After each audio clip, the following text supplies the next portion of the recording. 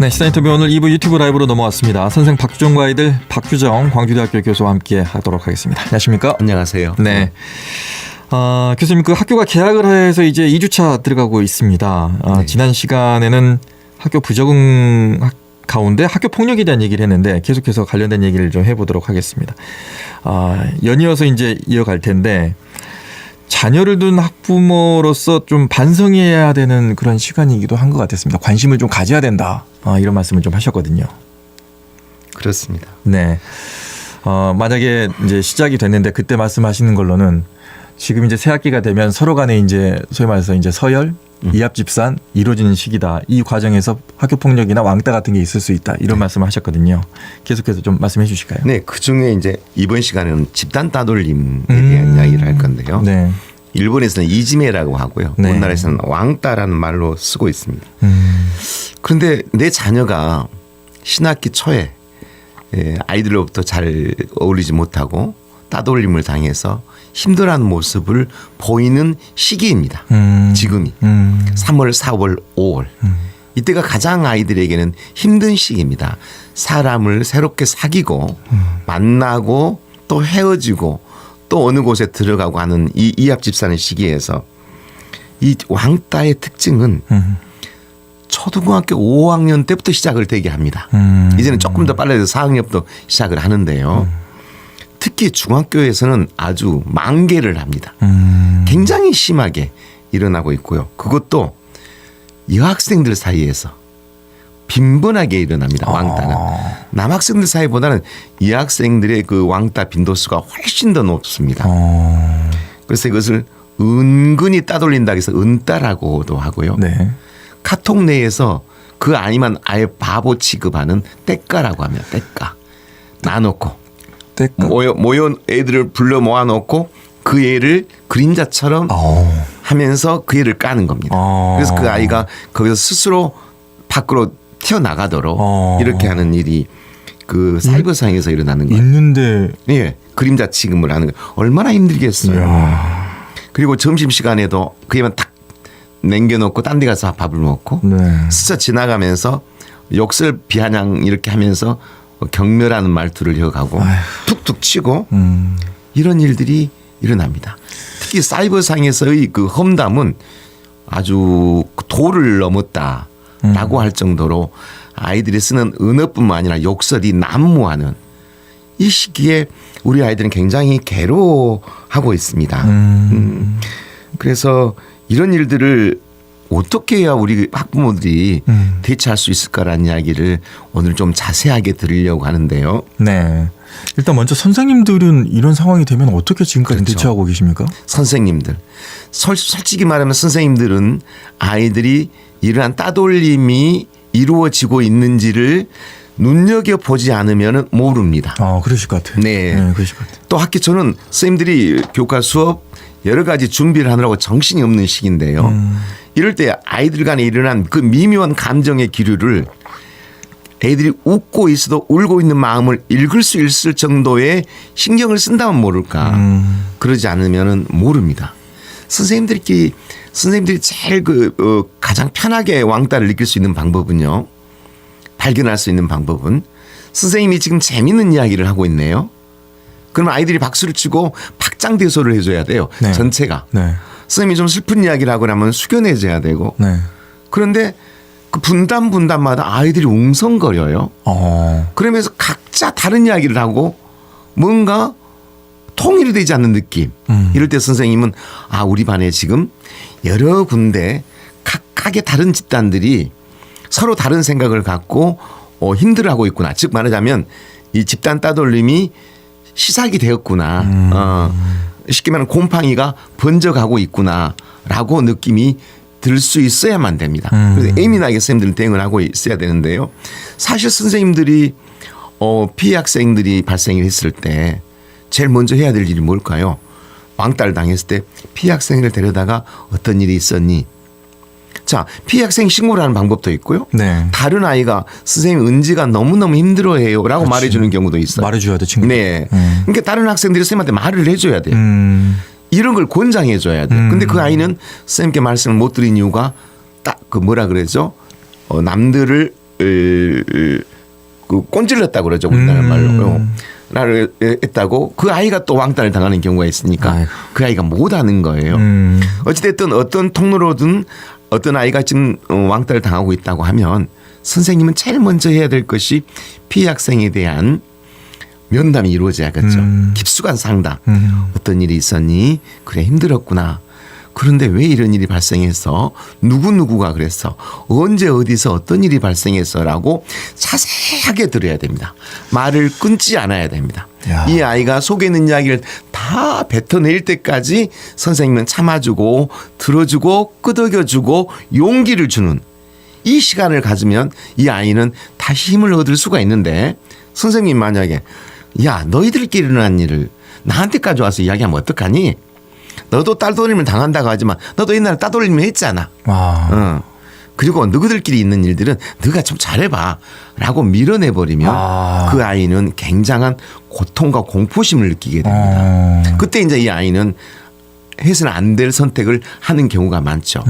이 앞 시간에도 말했지만 다른 애한테 맞아서 극단적 선택을 하는 경우보다 왕따를 당해서 집단 따돌림을 당해서 극단적 선택을 하는 경우가 훨씬 더 퍼센트가 높습니다. 그래서 굉장히 위험한 거예요. 그래서 어떤 아이가 선생님에게 선생님 누구누구가 집단 따돌림을 당하고 있어요. 왕따를 당했어요 라고 하면 선생님은 아 나에게 큰 일이 벌어졌구나. 이 일을 정말 해결해야 되겠구나 라고 생각을 해야 되고요. 이 집단 따돌림은 사실 선생님이 계시는 1년 동안에 해결되지 않을 수도 있어요. 해결되지 않은 경우가 더 많아요. 완화하고 지켜줄 수 있는 분이지 완전히 그 일을 해결해 줄 수가 없어요. 그렇기 때문에 이 집단 따돌림이 발생하면 선생님이 제일 먼저 피해 학생에 대한 이야기. 그다음에 가해 학생들을 만나야겠죠. 가해 학생은 한 명이 아닌 경우죠. 여러 명이죠. 그렇죠. 그럼 그 애들은 부인을 하죠. 그런 적 없다고. 자기가 먼저 그랬다고. 우리는 그런 적 없다고. 선생님은 그때 딜레마에 빠져요. 애들이 안 했다고 하는데 저희가 너무 과민 반응하는 걸까? 라고 생각할 수 있는 저희 거예요. 일상적인 대화한 건데요. 뭐 이러면서. 네, 일상 대화한 건데요. 괜히 지 혼자 그래요. 라고 할 때 선생님은 그거에 대한 증거도 없고 그렇다고 해서 녹음을 하라 그럴 수도 없는 거고. 그래서 그런다 할지라도 그러한 그 빌미가 보이면 선생님은 피해 학생 부모와 가해 학생 부모들을 반드시 만나야 됩니다. 이런 경우에 나의 자녀가 피해를 당하고 있다고 했을 때 부모님은 어떻게 해요? 그렇죠. 자, 피해 학생 학부모에게 담임선생님이 전화를 합니다. 은지가 이러저러해서 지금 학교 좀 괴로움을 당하고 있습니다. 그러면 되게 학부모님들은 학교를 원망하고 선생님한테 화를 냅니다. 도대체 선생님은 뭘 했습니까? 우리 아이가 그렇게 힘들어할 때까지 화를 내는데 그때도 말씀드렸지만 화를 내시지 말고 선생님과 한편이 되어서 아이에게 힘을 줄 수 있도록 해야 되는데 아이에게도 화를 내면 안 돼요. 너 뭐 하고 다니는데 그 왕따를 당하고 다니니? 응? 도대체 너가 행동을 왜 그러고 다녀? 자녀에게 오히려 나무래는 피해 학생 학부모도 있어요. 이러면 아이는 정말 오갈 데가 없어요. 이때도 마찬가지로 아이가 말한 이야기를 잘 들어주고 화를 내지 말고 선생님과 너와 나가 이 문제를 자세히 풀어보자. 그리고 천천히 해보자 라고 용기를 주되 그 이 푸는 방법에 대해서는 선생님보다 엄마보다 누가 알고 있어요? 은지가 더 잘 알고 있어요. 피해 학생이. 엄마 그렇게 하지 말고 이렇게 하는 게 더 좋을 수도 있어. 왜? 그 얘들의 역동의 관계를 얘가 제일 잘 알고 있거든요. 아이의 말을 듣고 하나씩 풀어나가야 된다. 담임선생님이 깊숙이 개입해야 된다. 이 집단 따돌림은 사실 해결하기가 어려운 일이만 어렵다. 특히 이 집단 따돌림은 소소으로 가는 경우가 많아요. 맞아요. 한 아이가 여러 아이가 한 아이를 따돌림했다고 한다. 그래서 이제 학교에다가 피해 학생 학부모가 학교 폭력 대책위원회를 열어달라고 하면 가해 학생 부모들은 증거 내놔라. 우리 아이도 당했다 하더라. 누가 아이가 우리 딸한테 보냈던 카톡 내용 캡처해갖고 가겠다. 그래가지고 쌍방이 이제 서로 이제 고소를 하는 거예요. 고소를 하게 되면 결국 가운데 있는 아이들은 굉장히 고통스러워요. 부모님들이 서로 간에 피해 학생 부모는 아픔을 호소하되 가해 학생 학부모들은 그 학부모 피해 학생 학부모의 이야기를 들어주고 위로해 줘야 돼요. 우리 아이가 그런 일이 있었군요. 어찌됐든 부모로서 정말 잘못했습니다. 우리 아이가 잘 타일러서 이런 일이 없도록 할게요. 라고 이야기하고 가해 학생 학부모는 가해 학생 아이에게 자녀에게 너 왜 그런 일을 벌였니? 왜 그런 일로 해서 나를 학교 오고 가게? 라고 화를 내면 안 돼요.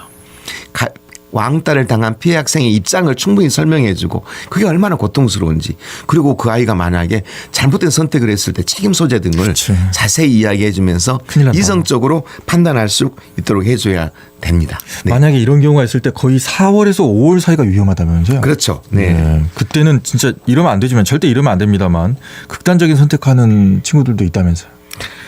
책에 그런 일이 없어야 되죠. 네. 그 표현 자체도 쓰고 싶지 않고 그렇죠. 우리가 방송에서 나가서 휴사이드 소위 말하는 이 극단적 선택에 대한 이야기를 우리 언론 보도에서 보면 굉장히 선정적으로 막 보도를 하는 경우가 있어요. 그 아이가 정말로 그렇게 해서 정말 죽을 수밖에 없었는데 너무 고통스러웠다. 그런데 학교는 도대체 뭐 했으며 나라는 도대체 무엇을 했는가. 그래서 비판조의 언론도 중요하지만 네. 왜 그러한 일이 발생할 수밖에 없었던 원인을 분석해서 그런 일이 발생하지 않도록 대안을 만들어줘야 되는데 선정적인 그 아이가 옥상에 올라갔다. 맨 밑에 끈으로 목을 묶었다. 그리고 떼어냈다. 이런 내용을 써주는데요. 그리고 드라마에서 더 많이 나와요, 그거. 그러니까 문제라는 겁니다. 너무 적나라하게 정말로 나와. 우리 아이들에게 이래서는 안 되는데 가르쳐주고 있는 거예요. 그러니까. 그리고 중계방송 하듯이 이야기를 하고 있습니다. 이건 정말로 교육자의 한 사람으로서 정말로 당부를 하고 싶은 이야기고요. 어찌됐든 우리 아이들의 극단적 선택이 OECD 국가 중에서 1위입니다. 정말로 너무너무 고통스러운 일 아닙니까? 예. OECD 국가 중에 1위랍니다. 그리고 청소년의 사망의 원인의 1번이 병이 아니라 자살입니다. 그만큼 빈번하다는 거죠. 청소년 시기에는 충동적입니다. 네. 충동적이고 어떤 일이 탁 막히면은 헤쳐나가는 힘이 없기 때문에 그냥 회피하고 싶어 하거든요. 그래서 이 자살의 심리가 무엇일까를 제가 부모님들께 좀 말씀을 자세히 말씀드리고 싶어요. 네네. 자살의 심리는요. 학기 초가 되면 성적이 굉장히 예민해진 시기입니다. 맞아요. 특히 이제 3월 되면은 아이들의 성적이 이제 다른 반 애들이 오고 뭉쳐서 시험을 보게 되거나 수능을 보게 된다든가 아니면 모의고사를 본다고 했을 때 차이가 나기 시작하거든요. 네, 맞아요. 특히 중학교를 다니다가 고등학교를 간 아이는 당연히 차이가 더 많이 나게 돼요. 자기가 생각했던 것보다 성적이 더 잘 나올 수는 없어요. 그런데 이때 못난 자기를 탓하는 자기 징벌의 심리로 그런 선택을 하는 경우가 있어요. 그래서 그 3, 4월이 어렵다는 것이고요. 어떤 욕구가 해결되지 않았을 때 정말 어떤 여학생을 굉장히 잘 사랑하고 좋아하는데 그애한테 배신을 당하거나 그애한테 너무 험한 말을 들었을 때 이에는 또 자해를 하는 자해를 하는 이러한 심리가 있고요. 선생님이나 부모가 너무 아이에게 너무 심하게 대해요. 너 같은 놈은 없어도 돼. 정말 나 너 같은 놈은 없다고 생각하고 살 거야. 학교에서 만약에 그럴 리가 없겠지만 도대체 말을 못 썼겠습니다. 차라리 너 같은 아이를 두고 엄마가 미역국을 먹었겠지. 이런 말을 들으면요. 아이는 정말 선생님과 부모에 대한 보복의 심리를 갖고 있습니다. 보복. 죽이고 싶다. 이럴 때 내가 죽음으로 해서 유서를 써놓고 당신한테 보복하겠다라는 심리예요. 보복의 심리가 있고요. 그런 보복의 심리. 예. 그다음 회피 심리예요. 예. 곧 수능은 다가오고 부모님들의 그 뭐랄까요 기대는 없고 자기가 지금 해줄 수 있는 일은 없고 그래서 도망가고 싶은 거예요. 그랬을 때 회피하고 싶은 심정. 이 회피 심리에 의해서도 그런 선택을 하고요. 또 정말로 조심해야 될 것은 자기 주위에 어머니가 돌아가셨거나 아버지가 돌아가셨거나 또는 자기가 좋아했던 친구가 무슨 일이 있거나 이렇게 죽었을 때 재결합. 내가 죽어서 그 아이를 만나러 가야겠다는 재결합의 심리. 이것도 지금 그런 판타지에서도 일어나지만 아이들 세계에서 일어납니다. 아, 그래요? 그러니까 옛날에 그 유명 연예인이 죽고 난 다음에 그다음에 우리 노무현 대통령께서 자살하고 난 다음에 아이들의 자살 지수가 엄청나게 높아져 버렸습니다. 뭐뭐뭐 신드롬 그러면서. 네. 그 무슨 말이냐면 저렇게 훌륭한 사람도 죽는데 나 같은 거야. 뭐 이런 생각을 가질 수 있거든요. 네. 이게 되게 우리가 흔히 말하는 자살의 심리라고 말할 수 있습니다. 그러면 그 심리 이후에 징후가 나타날 텐데 그렇죠. 어떤 징후가 나타날 때 조심해야 될까요? 오늘의 핵심이 바로 제가 이 이야기를 하려고 나왔습니다. 네. 징후를 알면 부모가 눈치를 채고 대비를 할 수가 네, 있잖아요. 그렇죠. 근데 이 징후를 못 읽는 거예요. 징후를 못 읽기 때문에 며칠 전까지 우리 아이 멀쩡했어요. 나하고 웃고 떠들면서 쇼핑도 다녔는데요. 뭐가 문제였지요? 라고 부모들은 장례식장에 가면은 전혀 이해할 수 없다라고 말해요. 물론 아이들이 충동적이기는 합니다만은 그래도 이 아이들은 단서를 보냅니다. 첫 번째가 뭐냐면 자꾸 단어 속에 엄마, 아빠, 내가 사라져 줄까? 내가 사라져 줘. 사라져주는 게 낫겠지? 내가 우리 집에서 없는 게 더 나을 것 같아. 그치? 이렇게 말하는 그 어떤 냉소적인 단어나 표정. 그럼 이 아이는 지금 심한 마음의 갈등을 갖고 있구나. 라고 생각을 해야 돼. 그래, 사라져. 그럼 사라져봐. 너네 자꾸 그 말을 자주 쓰니? 사라지지도 않잖아, 너. 근데 엄마한테 협박하는 거지. 이렇게 말하면 보여줘 버리는 거예요. 보복 심리로. 그렇죠. 보여줘 버리는 거예요. 이거 맞는 거예요. 그럴 때 어떻게 해야 되겠어요? 은지야, 너가 그렇게 말하니까 엄마가 마음이 진짜 아프다. 너가 그런 말을 할 때는 오직 했으면 그런 생각할 거다마는 조금이라도 우리 한번 이야기 좀 해볼까? 엄마 이야기하고 싶은 거 없다고. 그래도 기다릴게. 이렇게 릴렉스를 시켜줘야 돼요. 또 두 번째 친구는요. 더 이상 너를 괴롭히지 않을 거야. 좋아하는 친구가 있어요. 안 받아줘요.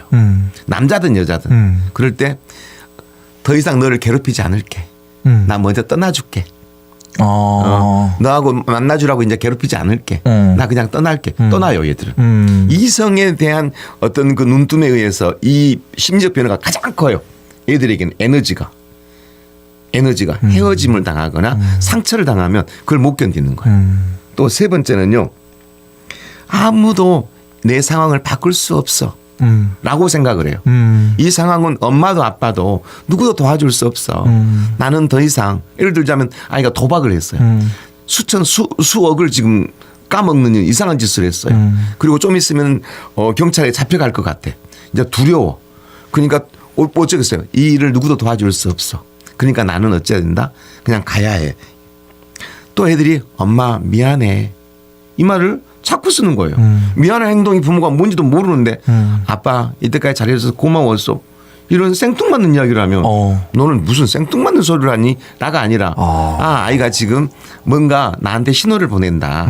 살려달라고 하는 거구나. 대비해야 되겠네. 그렇죠. 자살의 반대 단어를 거꾸로 읽으면요. 살자잖아요. 그렇잖아요. 우리 애가 지금 이렇게 죽고 싶다라고 하는 말은 다른 말로는 엄마 나 살려줘. 아빠 나 지금 너무 힘들어. 이 표현을 하고 있는 거라고요. 내가 보여줄 거야. 만족하길 바래. 편지 글에 썼던 내용이에요.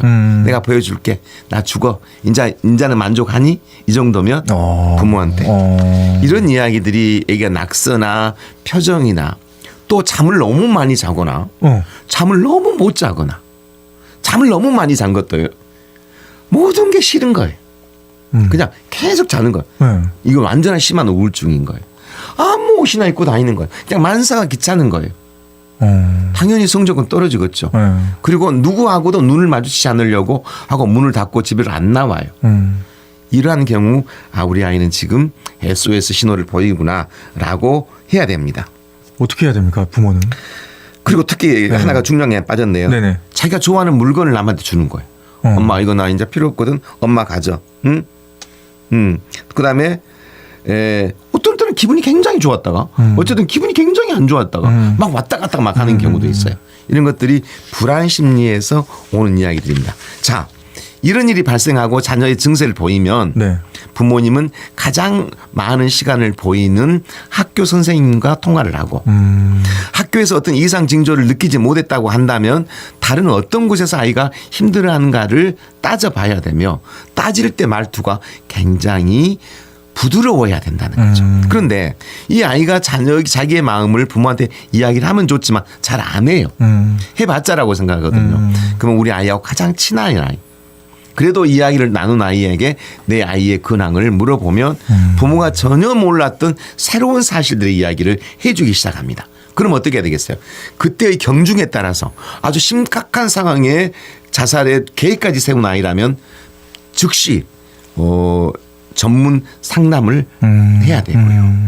그다음에 경증 이제 그 시작 정도다면 부모가 지지 기반을 만들어 준 거예요. 응원의 기반. 학교에서도 선생님하고 같이 응원의 기반.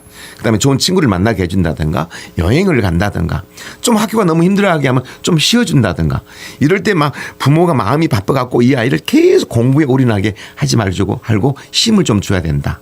이런 게 필요하다고 생각이 듭니다. 쉼을 좀 줘야 된다. 그때는 우리 애도 잠을 많이 자던데.